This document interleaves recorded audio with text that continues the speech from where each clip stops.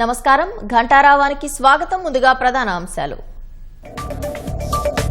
సాయి కృష్ణ అదృశ్యం కేసులో కీలక పరిణామం. సస్పెండ్ అయిన కృష్ణలంక సిఐ నాగరాజుపై కేసు.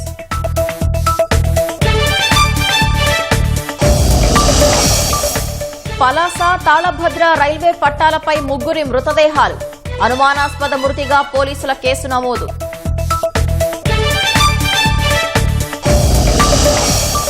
విశాఖ శ్రీహరిపురానికి మెరైన్ ఇంజనీర్ సురేష్ భౌతిక కాయం.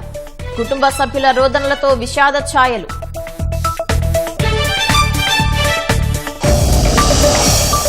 పసిఫిక్ సముద్రంలో పడవపై అమెరికా సైన్యం దాడి. ముగ్గురు మృతి. డ్రగ్స్ దందా చేస్తున్నట్లు ఆరోపణ.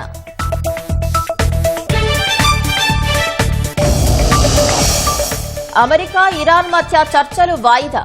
జేడీ వాన్స్ జెనీవా వెళ్లట్లేదన్న శ్వేతసౌధం.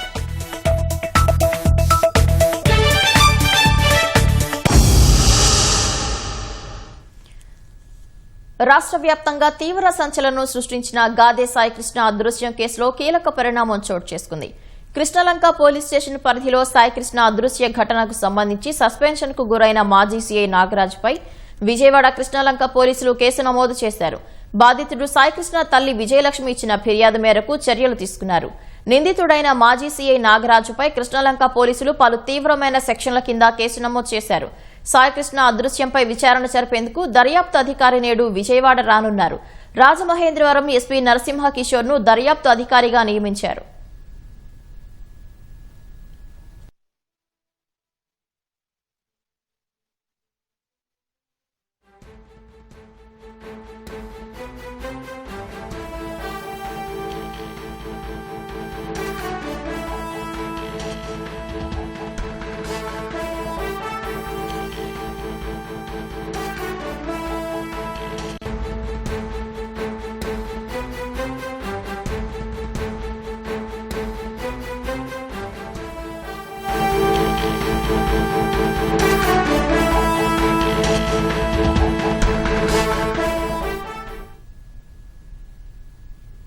తాజాంశాన్ని చూస్తున్నాం. ప్రకాశం జిల్లా చీమకుర్తి మండలం అగ్రహారంలో విషాదం నెలకొంది. ముగ్గురు కుమార్తెలకు విషం పెట్టి తండ్రి సుధాకర్ ఆత్మహత్యకు పాల్పడ్డారు. మరింత సమాచారం మా ప్రతినిధి రామకృష్ణ అడిగి తెలుసుకుందాం. రామకృష్ణ, తండ్రి కుమార్తెల బలవన్ మరణానికి కారణాలేంటి?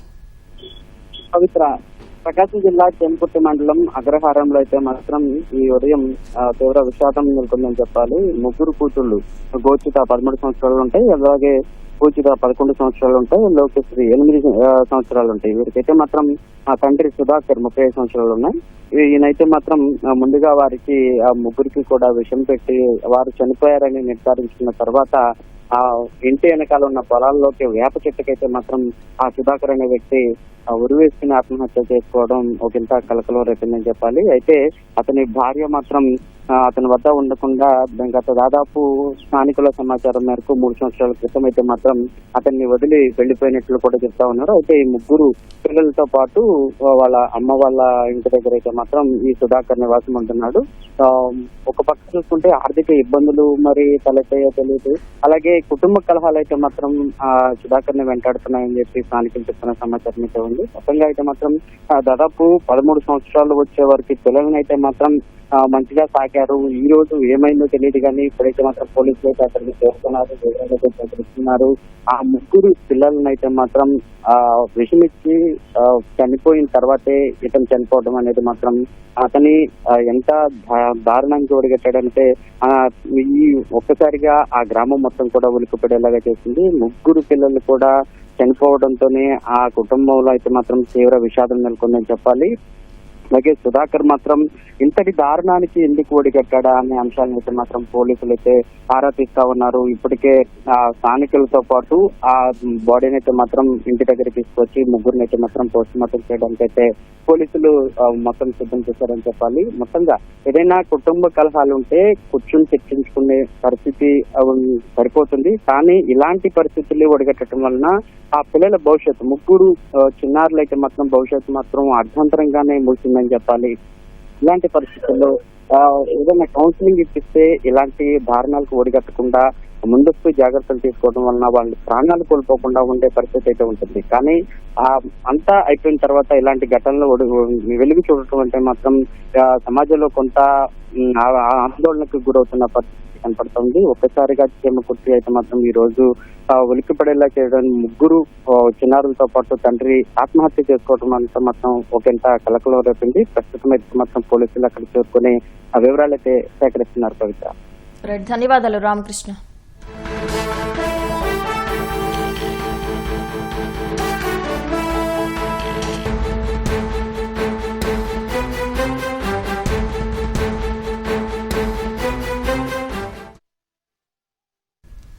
ఒమన్ తీరంలో జరిగిన క్షిపణి దాడిలో దుర్మరణం చెందిన విశాఖకు చెందిన మెరైన్ ఇంజనీర్ పట్నాల సురేష్ భౌతిక కాయం ఎట్టకేలకు స్వస్థలానికి చేరుకుంది. తెల్లవారుజామున సురేష్ పార్థివ దేహాన్ని విశాఖ శ్రీహరిపురంలోని ఆయన నివాసానికి తీసుకువచ్చారు. కుటుంబ సభ్యులు, బంధువుల రోదనలతో ఆ ప్రాంతంలో విషాద ఛాయలు అలుముకున్నాయి.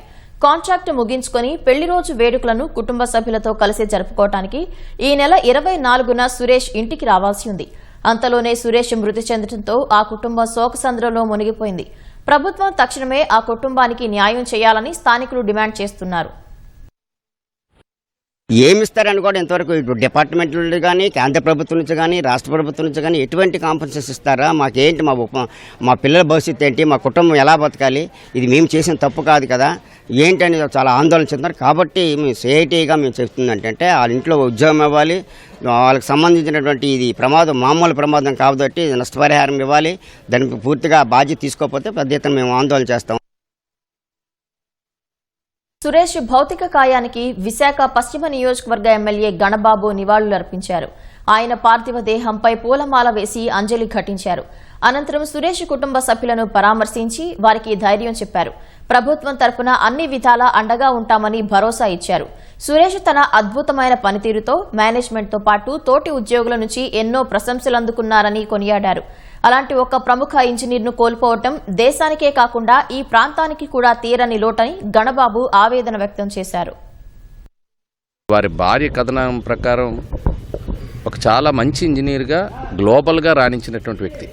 గ్లోబల్లో ఉండేటువంటి చాలా కంపెనీస్ అక్కడ ఉండేటువంటి మిగిలిన ఇంజనీర్స్తో కూడా ఒక కార్డియల్ రిలేషన్ కానీ, ఒక ఎఫిషియెంట్ ఇంజనీర్గా రాణించడం అంటే వర్కాలిక్గా ఆ పెర్ఫార్మెన్స్, ఆ వర్కింగ్ నేచరు, ఆ మేనేజ్మెంట్ కూడా ఈయన్ని ఎప్రిషియేట్ చేయటం, ముఖ్యంగా ఒక ధైర్యవంతుడిగా ముందుకు వెళ్ళడం అనేటువంటిది జరుగుతూ ఉండేది. ఆ కారణంగానే మిగిలిన చోట్ల నుంచి కూడా ప్రపంచవ్యాప్తంగా వారికి ఫోన్లు కూడా రావడం జరిగింది. అంటే ఈయనకుండే రిలేషన్స్ వేరు కంట్రీస్లో ఈయన వర్క్ చేయడం అనేటువంటి జరిగింది.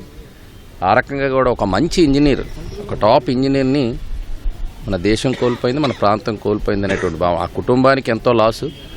డెఫినెట్గా చిన్న పిల్లలు ఉన్నారు, ఒక తీరని లోటు. లాటిన్ అమెరికా కేంద్రంగా సాగుతున్న డ్రగ్స్ అక్రమ దందాపై అమెరికా ఉక్కుపాదం మోపుతోంది. మాదక ద్రవ్యాలను స్మగ్లింగ్ చేస్తోందన్న ఆరోపణలపై పసిఫిక్ మహాసముద్రంలో ఓ పడవపై అమెరికా సైన్యం దాడి చేసింది. ఈ ఘటనలో 3 మృతి చెందారు. ఈ దాడికి సంబంధించి ఓ వీడియోను అమెరికా సైన్యం ఎక్స్లో పోస్టు చేసింది. సముద్రంలో వేగంగా ప్రయాణిస్తున్న పడవపై దాడి జరగటం, ఆ తర్వాత మంటలు ఎగసిపడుతున్నట్లు దృశ్యాల్లో ఉంది. అయితే ఆ పడవలో డ్రగ్స్ రవాణా చేస్తున్నట్లు అమెరికా సైన్యం ఎలాంటి ఆధారాలు వెల్లడించలేదు. డ్రగ్స్ రవాణా చేస్తున్న వారిని నార్కో ఉగ్రవాదులుగా పేర్కొంటూ ట్రంప్ సర్కార్ గతేడాది సెప్టెంబర్ నుంచి దాడులు మొదలుపెట్టింది. ఇప్పటి వరకు పడవలపై అమెరికా సైన్యం జరిపిన దాడుల్లో చనిపోయిన వారి సంఖ్య 211కు పెరిగింది.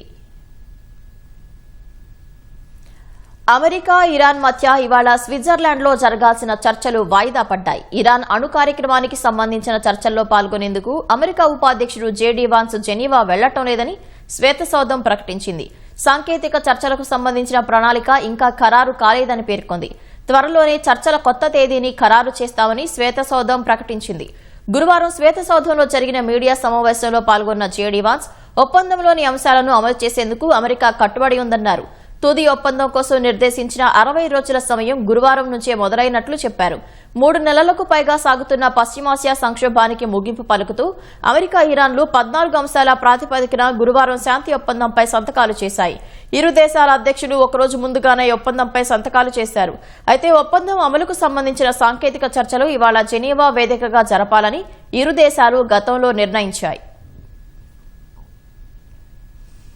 నిరాశాజనక స్థితిలో కూరుకుపోయిన అమెరికా అధ్యక్షుడు డొనాల్డ్ ట్రంప్ శాంతి ఒప్పందం కోసం తమపై అన్ని రకాలుగా ఒత్తిడి తెచ్చారని Iran supreme leader Mojtaba Khamenei తెలిపారు. ఈ ఒప్పందం కోసం తమ నేతలు మాత్రం నిబద్దతతో కృషి చేశారని వెల్లడించారు. అయితే ఒప్పందంపై తనకు కొన్ని సందేహాలున్నాయని పేర్కొన్నారు. ఈ మేరకు మొజ్తబా ఖమేనీ సామాజిక మాధ్యమం ఎక్స్లో పోస్టు చేశారు.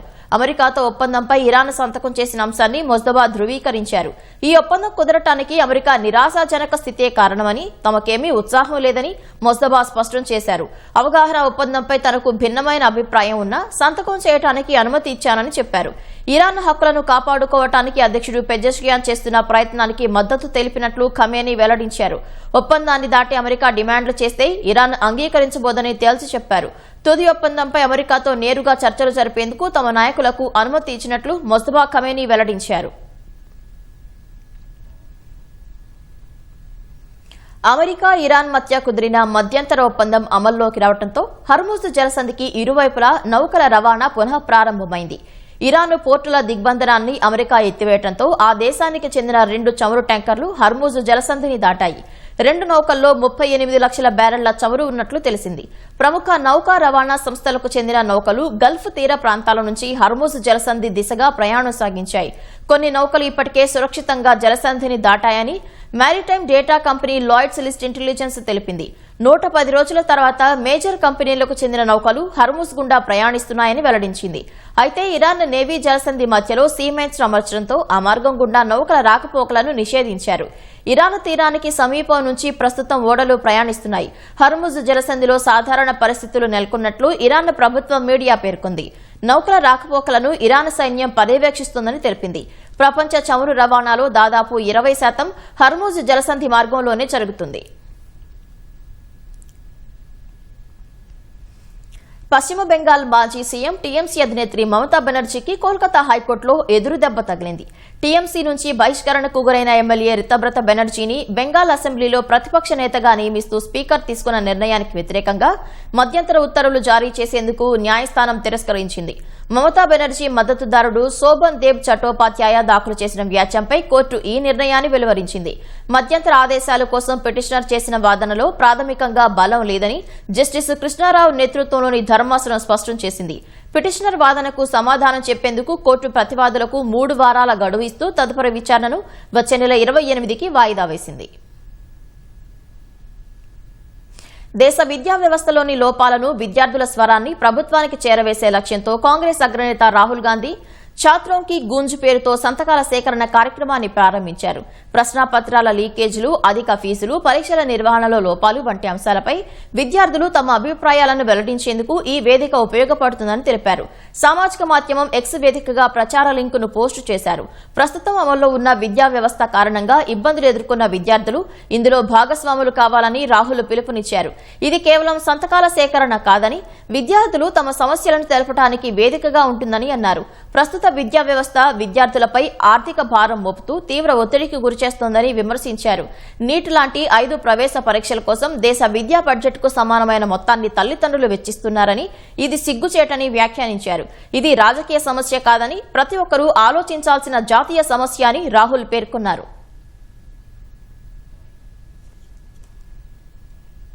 వైసీపీ హయాంలో జరిగిన మద్యం రవాణా కుంభకోణ సొమ్ము మాజీ మంత్రి కారుమూరి నాగేశ్వరరావు కుమారుడు సునీల్కి చేరిందని ఈడీ దర్యాప్తులో స్పష్టమైంది. రాష్ట్ర స్థాయిలో రవాణా కాంట్రాక్ట్ సిగ్మా సంస్థకు కేటాయించగా సుదర్శన్ కన్స్ట్రక్షన్ కు సబ్ కాంట్రాక్ట్ లభించేలా సునీల్ చక్రం తిప్పారని వెల్లడించింది. హైదరాబాద్లోని సునీల్ కార్యాలయంలోనే ఈ ఒప్పందం జరిగిందని తెలిపింది. తెరవెనుక ఉంచి నడిపించింది, లబ్ది పొందింది సునీలేనని ఈడీ స్పష్టం చేసింది. ఒప్పందంతో వచ్చిన సొత్తు సునీల్, ఆయన సతీమణి కీర్తి ఖాతాల్లోకి చేరిందని ఈడీ గుర్తించింది. జగన్ హయాంలో జరిగిన మద్యం రవాణా కుంభకోణంలో కొల్లగొట్టిన 195 కోట్లలో కొంత మొత్తం వైసీపీ నేత మాజీ మంత్రి కారుమూరి నాగేశ్వరరావు కుమారుడు ఏలూరు లోక్సభ నియోజకవర్గం నుంచి గత ఎన్నికల్లో వైసీపీ అభ్యర్థిగా పోటీ చేసిన కారుమూరి సునీల్ జేబుల్లోకి చేరినట్లు ఈడీ దర్యాప్తులో వెల్లడైంది. ఆంధ్రప్రదేశ్ బెవరేజెస్ కార్పొరేషన్ లిమిటెడ్ డిపోల నుంచి ప్రభుత్వ దుకాణాలకు మద్యం రవాణా చేసే కాంట్రాక్టును వైసీపీ ముఠా తొలుత వారి ముసుగు సంస్థలైన Sigma supply chain solutions private limited, Prasad transports కు కట్టబెట్టింది. సిగ్మా నుంచి తన ముసుగు సంస్థ అయిన సుదర్శన్ కన్స్ట్రక్షన్ కు సబ్ కాంట్రాక్టు లభించేలా సునీల్ చక్రం తిప్పారని తేలింది. సిగ్మా, సుదర్శన్ కన్స్ట్రక్షన్ సంస్థల మధ్య సబ్ కాంట్రాక్టు ఒప్పందం కూడా హైదరాబాద్ లోనే సునీల్ కార్యాలయంలోనే జరిగినట్లు నిర్ధారణైంది. వల్లు సందీప్ అనే వ్యక్తికి చెందిన సుదర్శన్ కన్స్ట్రక్షన్ పేరిట సునీలే మద్యం రవాణా సబ్ కాంట్రాక్టు తీసుకున్నారని ఈడీ గుర్తించింది. ఇలా వచ్చిన డబ్బులో 85% సునీల్, ఆయన భార్య కీర్తికి చేరినట్లు దర్యాప్తులో తేల్చింది. కొంత మొత్తం వారి ఖాతాల్లోనే నేరుగా, మరికొంత హవాలా లావాదేవీల ద్వారా అందినట్లు నిర్ధారణైంది. ఈ లావాదేవీలు 15 కోట్ల వరకు ఉండొచ్చని ప్రాథమిక అంచనా. హైదరాబాద్ లోని సునీల్ నివాసం, కార్యాలయంలో ఈడీ అధికారులు ఇటీవల సోదాలు నిర్వహించగా ఈ హవాలా లావాదేవీలకు సంబంధించిన ఒక కరెన్సీ నోట్తో కూడిన చాటింగ్ వివరాలు, ఓ అనుమానాస్పద ఒప్పంద పత్రం లభ్యమైంది. ఈ నేపథ్యంలోనే సునీల్ ను ఈడీ అధికారులు గురువారం అరెస్టు చేశారు.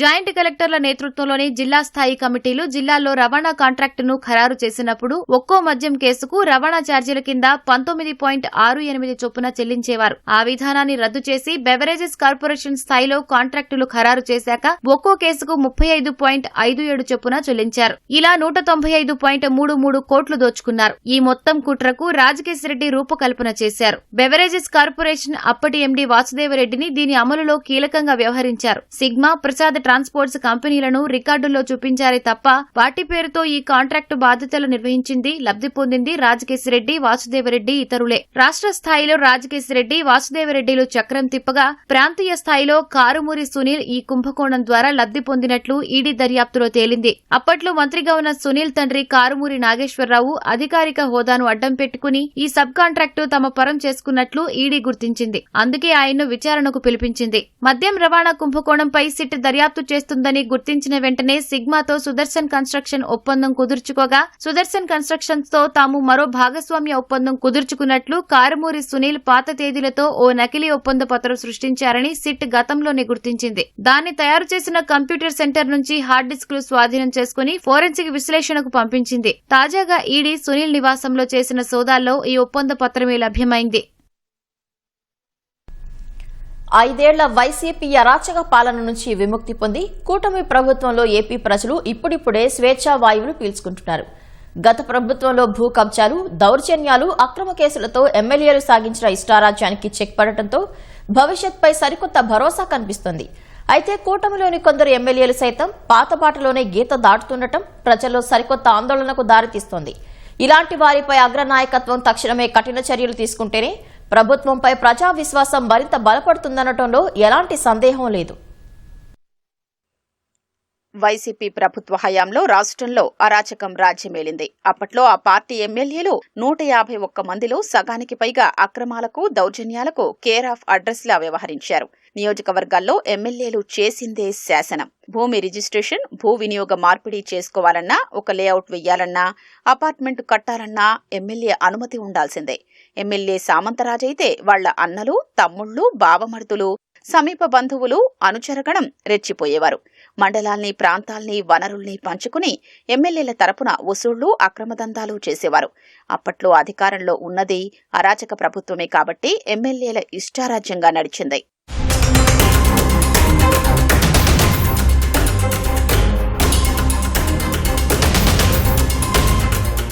వైసీపీ ప్రభుత్వంలో చాలా మంది ఎమ్మెల్యేలు దౌర్జన్యాలు, అక్రమ కేసులు, భూ కబ్జాలతో ప్రజల్ని తీవ్రంగా వేధించారు. ప్రతిపక్ష పార్టీల వారు, రాజకీయ ప్రత్యర్థులు తమ అరాచకాన్ని ప్రశ్నించిన వారి భూముల్ని నిషేధిత జాబితాలో పెట్టించారు. ప్రభుత్వ భూములు, 2 వర్గాల మధ్య వివాదాల్లో ఉన్న భూముల్ని బెదిరించి, భయపెట్టి స్వాధీనం చేసుకున్న ఘటనలు చాలా జరిగాయి. అప్పట్లో ఉత్తరాంధ్ర వైసీపీ ఇన్ఛార్జిగా డిఫాక్టో సీఎంగా వ్యవహరించిన నాయకుడు చేసిన అరాచకాలు అన్నీ ఇన్ని కాదు. 1,000 కోట్ల విలువైన ప్రభుత్వ, ప్రైవేటు భూములు ఆ నేత కనుసన్నల్లో వైసీపీ నేతలు, వారి బినామీల చేతుల్లోకి వెళ్లిపోయాయి. పేదలకు సెంటు ఇళ్ల పట్టాలు కేటాయించేందుకు ప్రజలకు అనువైన చోట కాకుండా ఎమ్మెల్యేల దందాకి ఉపయోగపడే చోట ఎంపిక చేశారు. భూసేకరణ, చదును చేసే ప్రక్రియలో వందల కోట్ల అవినీతికి పాల్పడ్డారు. సంక్షేమ పథకాలు ఎక్కువగా ఎమ్మెల్యేల అడుగులకు మడుగులొత్తే వారికే అందేవి. విపక్ష పార్టీల మద్దతుదారులకు పథకాలు అందకుండా చేసేవారు. చిన్నపాటి విమర్శను సహించేవారు కాదు. నియోజకవర్గంలో సమస్యల్ని ప్రస్తావిస్తూ సామాజిక మాధ్యమాల్లో ఎవరైనా పోస్టు పెడితే చాలు అక్రమ కేసులతో వేధించేవారు. తన సోదరిని ఎందుకు వేధిస్తున్నారని ప్రశ్నించినందుకే రేపల్లె నియోజకవర్గంలో అమర్నాథ్ గౌడ్ అనే కుర్రాడిని అరాచక శక్తులు సజీవ దహనం చేసిన, విశాఖలో మాస్క్ అడిగినందుకు దళిత వైద్యుడు సుధాకర్ పై పిచ్చోడని ముద్ర వేసి ఆయన చనిపోయేంత వరకు వేధించినా, అలాంటి అరాచకాలు ఎన్ని జరిగినా స్థానిక ఎమ్మెల్యేలు స్పందించేవారు కాదు. అప్పటి ప్రభుత్వము పట్టించుకునేది కాదు. జగన్ ప్రభుత్వ హయాంలో రాష్ట్రంలో పెట్టుబడులు పెట్టేందుకు వచ్చిన వారే తక్కువ. వచ్చిన ఒకరిద్దరిని అప్పటికే ఉన్న పరిశ్రమల్ని కమిషన్ల కోసం తీవ్రంగా వేధించారు. వైసీపీ ఎమ్మెల్యేల ధాటికి తట్టుకోలేక పారిశ్రామికవేత్తలు ఏపీ వైపు చూడాలంటేనే భయపడేవారు. ప్రజా సంక్షేమాన్ని గాలికొదిలేశారు. ప్రకృతి విపత్తులు సంభవించినా, భారీ వర్షాలకు పంట నష్టం జరిగి రైతులు తీవ్ర వేదనలో ఉన్నా ఎమ్మెల్యేలు స్పందించేవారు కాదు. తిరుమల వెంకటేశ్వర స్వామి దర్శనానికి సిఫార్సు లేఖల్ని ఎమ్మెల్యేలు అమ్మేసుకునేవారు. కొందరు ఎమ్మెల్యేలు అక్రమ మద్యం వ్యాపారంలో కోట్లు గడించారు. గంజాయి, డ్రగ్స్ మాఫియాలకు అండగా నిలిచారు. నియోజకవర్గంలో పోలీసులు ఎవరిపైనైనా కేసులు పెట్టారన్నా ఎమ్మెల్యే అనుమతి తీసుకోవాల్సిందే. వైసీపీ నేతలు, కార్యకర్తల అరాచకాలపై కేసులు పెట్టేవారు కాదు.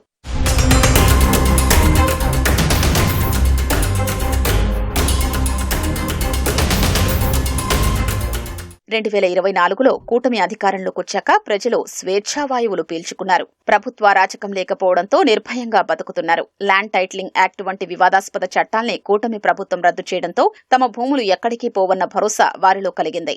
ప్రభుత్వం నుంచి అక్రమ కేసులు, నిర్బంధాలు లేకపోవడంతో ప్రజలు స్వేచ్ఛగా అభిప్రాయాలు వెల్లడిస్తున్నారు. సామాజిక మాధ్యమాల్లోనూ స్వేచ్ఛగా గళం వినిపిస్తున్నారు. వారంలో ఒకరోజు ఎమ్మెల్యేలు ప్రజల నుంచి విధిగా అర్జీలు స్వీకరించారని పార్టీ నిబంధన పెట్టి అమలు చేయిస్తోంది. భూ కబ్జాలు, దౌర్జన్యాలు తగ్గాయి. శాంతి భద్రతలకు ప్రభుత్వం అత్యధిక ప్రాధాన్యమిస్తోంది. ఎవరైనా తప్పు చేస్తే తమ పరా భేదం లేకుండా కఠిన చర్యలు చేపడుతోంది.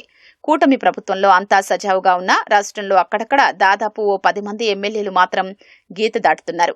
విశాఖలో మద్యం సిండికేట్ మొత్తం తన కనుసన్నల్లో నడిపే ఎమ్మెల్యే ఒకరైతే, ప్రైవేటు ట్రావెల్ బస్సుల నుంచి పార్కింగ్ ఫీజు వసూలు చేస్తున్న ఎమ్మెల్యే మరొకరు. అటవీ శాఖ సిబ్బందిని కొట్టి అపహరించిన ప్రజాప్రతినిధి ఒకరైతే, ఆర్వో వాటర్ ప్లాంటుపై ప్రశ్నించినందుకు సొంత పార్టీ కార్యకర్తను చెంపదెబ్బ కొట్టిన ప్రజాప్రతినిధి మరొకరు. తాను చెప్పినన్ని ఉద్యోగాలు ఇవ్వలేదని ఎస్పీ ఆఫీస్ బాత్రూంలో తనను తాను నిర్బంధించుకున్న ఎమ్మెల్యే మరొకరు.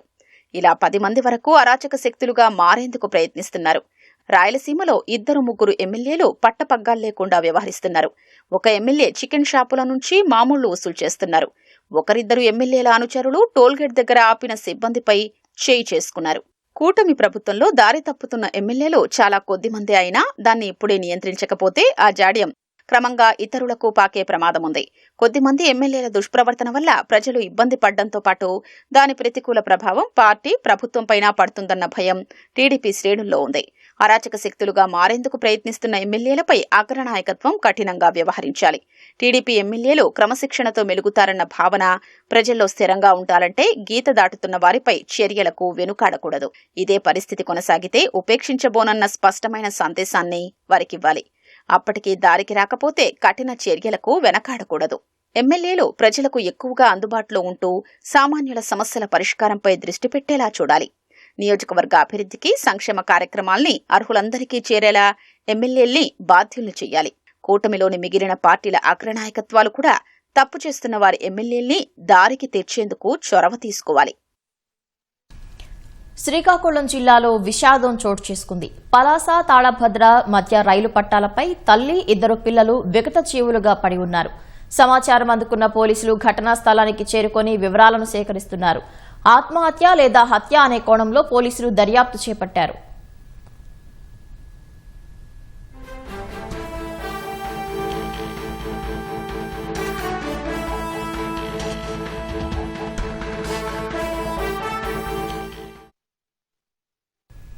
ప్రతిభకు వయసుతో సంబంధం లేదని నిరూపించాడు హర్యానాకు చెందిన 6 ఏళ్ల బాలుడు. అంబాలాకు చెందిన అవ్యాన్ కౌశిక్ స్కేటింగ్ చేస్తూ ఒకే చేత్తో 1055 సార్లు బాస్కెట్ బాల్ ను డ్రిబ్లింగ్ చేసి అరుదైన రికార్డును తన ఖాతాలో వేసుకున్నాడు.